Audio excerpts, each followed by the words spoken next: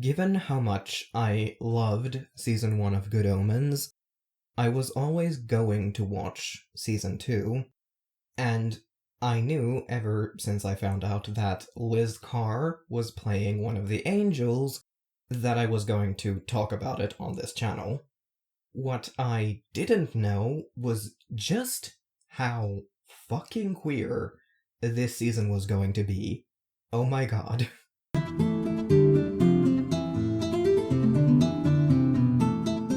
So, Good Omens.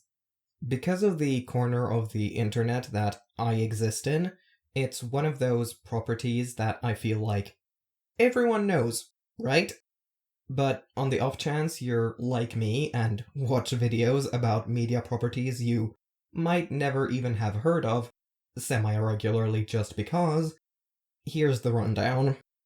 Good Omens was a book first written by Neil Gaiman and Sir Terry Pratchett and published in 1990. But what we're here to talk about today is its adaptation into a TV series. The first season was the adaptation of the book, following the angel Aziraphale and the demon Crowley as they attempt to subvert Armageddon, while also delving into their relationship over the years and their love of Earth and of all things human. There's also other characters either directly attempting to stop Armageddon or accidentally swept up in the mess by chance. One of whom is the Antichrist himself. Sweet kid, really. It's a great time. Highly recommend. And that could very easily have been it. But they didn't stop there. The show is written by Neil Gaiman, after all. Obviously, there are also other writers involved, but, the point is, Gaiman is very central here. If anyone knows how the story continues, it'd be him. So now we have Season 2 and Season 3 confirmed to be in the works, and planned to be the bookend of the series. Season 2 really did a marvelous job, not just as a continuation of Crowley and Aziraphale's story, but as a sequel to, well, Good Omens. The Armageddon plotline is over. None of the characters unique to that plot came back for Season 2. The only returning characters are all denizens of either heaven or hell, and even there we get some new names popping up and others not showing their faces. Not that I particularly miss either Sandalphon or Hastur. It feels like a new story in a familiar world, because that is what it is. This season's central plot revolves around the Archangel Gabriel, who shows up naked with no memory on Aziraphale's doorstep one day, and the mystery of what the hell happened to him? The side plot revolves around the love lives of a couple shop owners on Aziraphale's street, and Aziraphale and Crowley trying to meddle. Naturally, we also get flashbacks to other points in history where Crowley and Aziraphale have met, and their relationship evolving. Important moments in their shared past that tie into the main plot of the episode. This is, of course, a massively truncated summary. I highly recommend you go watch the show for yourself, if you're even a bit interested. Spoilers beyond this point. This season is so goddamn queer, and I love it. Sure, there was some queerness in Season 1, a little bit, but compared to Season 2, it's night and day. And I'm not just talking about Crowley and Aziraphale. I'm not even talking about Maggie and Nina, or Beelzebub and Gabriel. Yet, at least.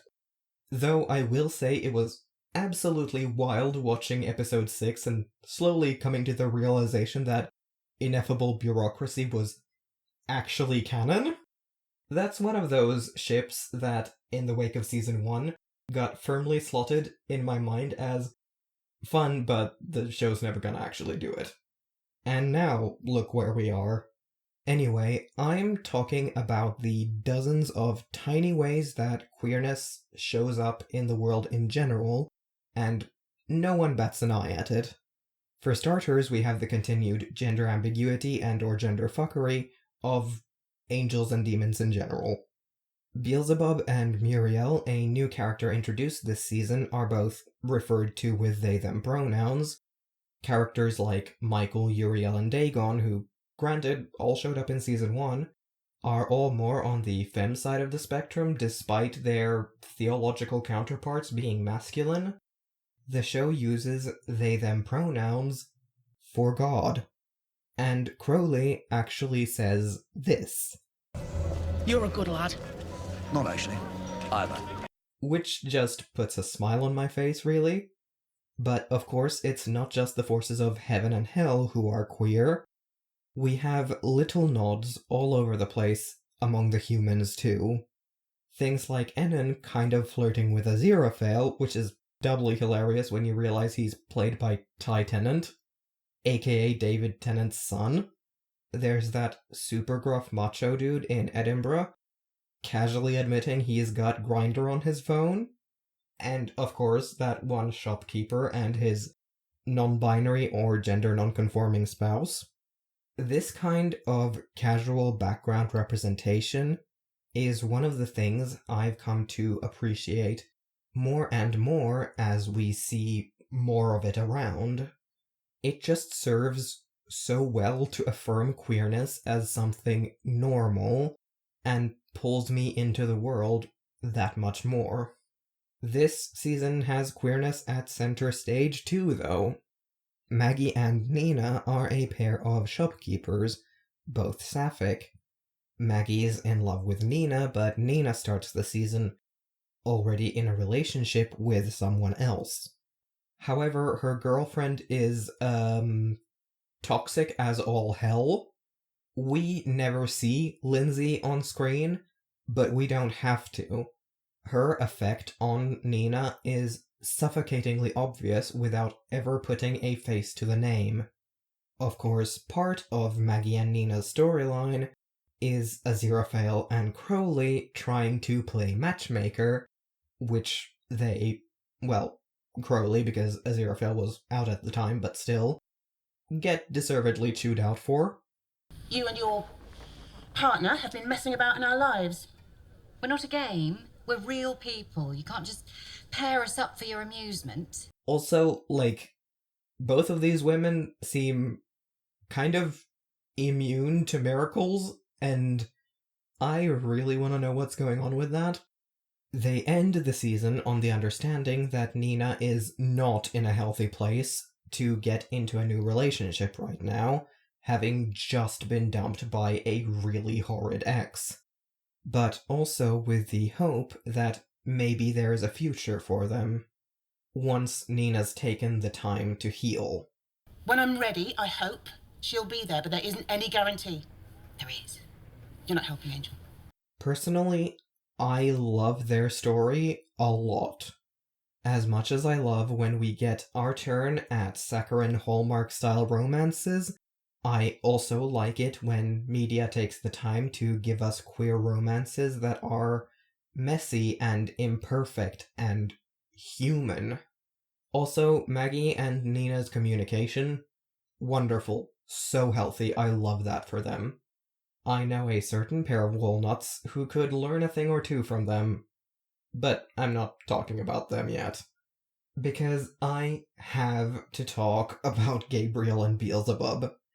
Of course I do, they were one of the highlights of the season. The leaders of opposite sides meeting after Armageddon to discuss how to move forwards and slowly falling in love over essentially business meetings, finding something in each other that matters more to them than these roles they have inhabited for thousands of years. Gabriel was willing to fall for Beelzebub. Actually, I'd say he was borderline banking on it. It's only when the council starts rumbling about removing his memories and therefore erasing his relationship with Beelzebub, that he runs to Aziraphale. And I think the fact that he ran to Aziraphale is actually so important. Because Beelzebub and Gabriel, they would not have happened without Crowley and Aziraphale. Oh sure, they got their shit together so much faster, but they never would have sat down together and had the conversation that lit the spark between them without the example set by our two favorite disasters. Armageddon probably would have been averted without Crowley and Aziraphale, let's be honest. But what followed? If they hadn't set the example of cooperation, of a relationship between an angel and a demon, I don't think Gabriel and Beelzebub ever would have sat down in a pub to talk things out. They end the season by abandoning Hell and Heaven entirely and running off to Alpha Centauri together. This is obviously a massive shakeup. Heaven lost its Supreme Archangel, and Hell lost its Grand Duke. All because, in the long years spent on Earth, an angel and a demon dared to be cordial with each other, to talk, to become friends, and, though they're unbelievably oblivious about it, to fall in love. Which kind of makes Aziraphale and Crowley a problem for the higher-ups, doesn't it? Yes, it's time to talk about the thing. The thing we're all screaming about. This season ends with, I would call it a breakup, except it's really more of a horribly thwarted confession. And Aziraphale and Crowley going their separate ways. Obviously not forever, but we've certainly hit our darkest before the dawn moment. At least, I hope we have, because dear god, if Season 3 is cooking up something worse, I don't know how I'll manage, honestly. You see, what happened is this. Aziraphale was offered Gabriel's old position, and, more crucially, this. But it would certainly be within your jurisdiction to restore your friend, Crowley, to full angelic status. Now, if that had been me, I would have told the Metatron to fuck right off. But I've always been more of a Crowley, and I can see why Aziraphale would be happy about this offer. He's misguided and naive, sure, but I can see where his mind is at. This season has done a wonderful job of painting his journey for us, how he clings to heaven, while Crowley would be frankly offended if you even suggested he ever clung to hell. Crowley's never been particularly loyal to hell, and he obviously holds no loyalty to heaven anymore. He's been on his own side for thousands of years. Aziraphale, on the other hand, he's held much more rigidly to your side versus my side for ages, honestly. He was still dealing with it back in the first season. It was the main source of conflict between them then. It's the main source of conflict between them now. Aziraphale still thinks heaven is fundamentally good. He's had his disagreements and moments of doubt, but he thinks that from a position of power, he can change things. Crowley sees that for the bullshit it is, but honestly, the offer to turn him back into an angel, I hate it, but it was an absolute masterstroke from the Metatron. I'm honestly not sure what Crowley would have done if that offer hadn't been there, but I don't think his reaction would have been quite so visceral. He values his independence so much. Aziraphale might have felt lost in the wake of Season 1, missing the purpose that Heaven used to give him. Tone of voice. You have 3 reasons for calling me. You're bored, you need to tell someone about something clever you did before you pop, or something's wrong. This was your something's wrong voice. It's nice to tell someone about the good things you've done, now that I'm not reporting to Heaven. But Crowley? Oh, he was so happy to be rid of the whole sorry lot. Of course, he would reject this immediately and furiously, which is why I'm convinced this whole thing is a ploy to separate them so they can't muck up the second coming. They had better fix this in the next season, and Aziraphale better apologize though, I swear. Now that we've covered the queerness though, let's talk about Saracriel. Specifically that her actress, Liz Carr, is visibly disabled. This one choice in casting is honestly more than a little bit mind-blowing. Sure, the angels of good omens are so incredibly far from the perfect beings they're often portrayed as, but that's still the image heaven likes to present, which means that Saracriel fits into that image of perfection exactly as she is. Furthermore, as shown explicitly by Beelzebub in this season, angels and demons aren't constrained to one form. Is that a new face?